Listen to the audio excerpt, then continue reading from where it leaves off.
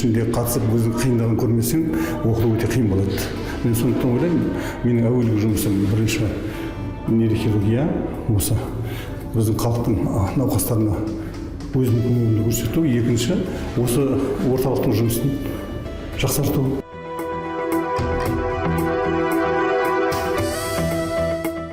Алматыда нейрохирургия саласына оқуға келген кезде сол жерде таныстық. Сол кезде Серік Қуандықұлы Мәскеуден келген, сол жерде оқып келген, жұмыс істеп келген. Серік Қуандықұлы біздің көзімізде сондай бір асқар таудай өзімізге.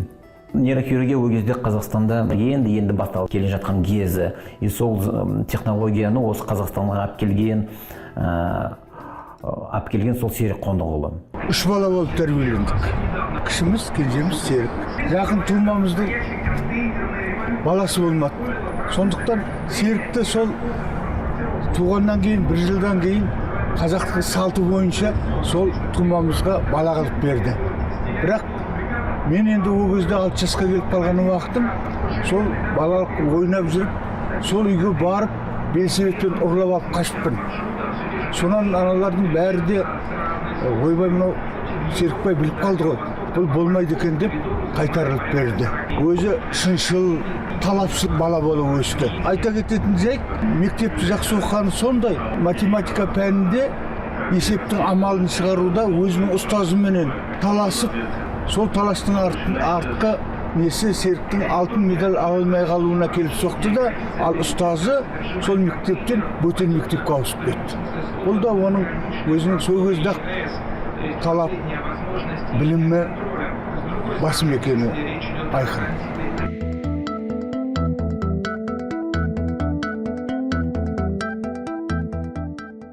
Ақтөбе облысында нейрохирургия бөлімін ашылатын болды, соған жастарды жинады. Сол жастарды жинап, соны менің де сонда қаралып, мен сонда шақырып жұмысқа, сонда қалдық, жай врач болып бастадық әуелі. Сөйтіп өмірді нейрохирург боламын деп ойламаған жерде нейрохирург болып жүргенде Москвадағы ең жоғарғы нейрохирургия институтының директоры академик Коновалов Асан Николаевич келді. Сол кісінің сол уақыттағы көзқарасы, сол кісінің сол уақыттағы беделі бізге өте мықты жастарға әсер етті деп ойлаймын. Мен шын айту керек, белімді болып сол Москваға кеттім. Бұрында ойлайтын едік, ординатураны бітірсем мен үлкен маман боламын. Одан кейін ойладық, аспирантураны бітірсем мен бір үлкен маман боламын, кандидат наук деп. Бұның бәрі олай емес екен. Білім шексіз, тәжірибе алу, оқу жоғары екен, сонда түсініп, мен сонда сосын сол жерде тағы да өзіміздің уақытымызды созып, сонда қалып, өзімнің тек қана тәжірибе жағын, операция жағына бас көңіл болып 3 жылдай отырдым. Москвада 10 жылдан астам уақыт өтіп кетті. Сол 95 жылы өзімнің докторлық диссертациямды қорғадым сол Бурденко институтында. Содан кейін 95 жылдың аяғында, сол 96-ның басында елге қайттық Алматыға. Бір конференция өткіздік. Содан басталды. Содан кейін ойладық, осы Қазақстанға да бір үлкен ғылыми зерттеу институты керек. Бүгінде қазір осы орталықта жылына 2600-ден астам операция жасаймыз. Бұл дүниежүзілік көрсеткіші бойынша үлкен көрсеткіштің бірі болып есептеледі. Осы 8 жылдың ішінде біз 50-ден астам жаңа технологияны, бұрын біздің Қазақстанда, орталық Азияда болмаған, соларды біздің өзіміздің тәжірибелерімізге енгіздік. Енді ойламаған жерден енді ауырып осы орталыққа келдік. Орталыққа келіп, Серік Қуандықұлы Ақшолақовқа түстім. Сол кісіге түсіп, сол кісі өзі ота жасады. Ақ халатты абзалдындардың арқасында аман-есен аяғымыздан тік тұрдық. Жүкті әйел, ішінде бала бар, миында ісік бар. Көп дәрігерлер айтқан, мына баланы алу керек, содан кейін барып ісікті емдеу керек деп. Бізге әкелгеннен кейін біз ойландық, қалай баланы сақтап қалсақ екен.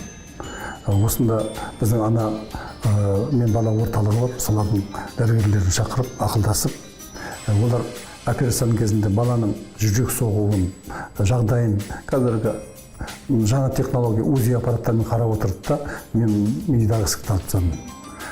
содан кейін ана оянғанда, ауруымыз оянғаннан кейін бірінші сұрағын білсеңіз, бірінші сұрағы менің балам қалды ма деп.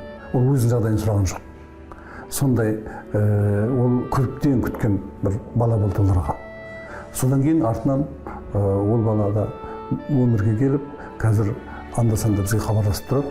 Қазақстанның еңбек сіңірген қайраткері, құрметті атағыменен Ақшолақов Серік Қуандықұлы ұлттық нейрохирургия орталығы акционерлік қоғамының басқарма төрағасы.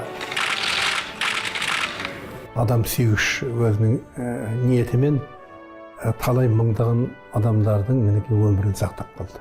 Мен оны бір көп деп айтып отқан жоқпын. Жүздеген емес, мыңдаған адамдар.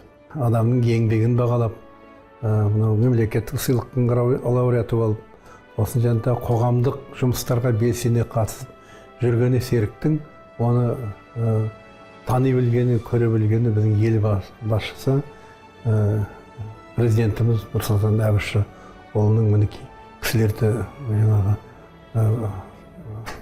білетіндігін, оларды кәдімгі қамқорлығына алатындығын мінекей осыдан көруге болады деймін. Балаларым дәрігер болған жоқ. Біз дәрігер болдық өте бір қиын кезде деп айтам, басында 90-шы жылдары. Сол уақытта ол балалар барлығы басқа институт бітірді, Құдайға шүкір. Бірақ қарындасым да дәрігер болды, келінім дәрігер, немерем дәрігер болғысы келеді.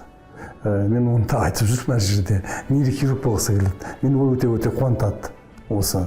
Себебі мен оның жасында дәрігер болам, оның ішінде нейрохирургия бар екен деп білген жоқпын.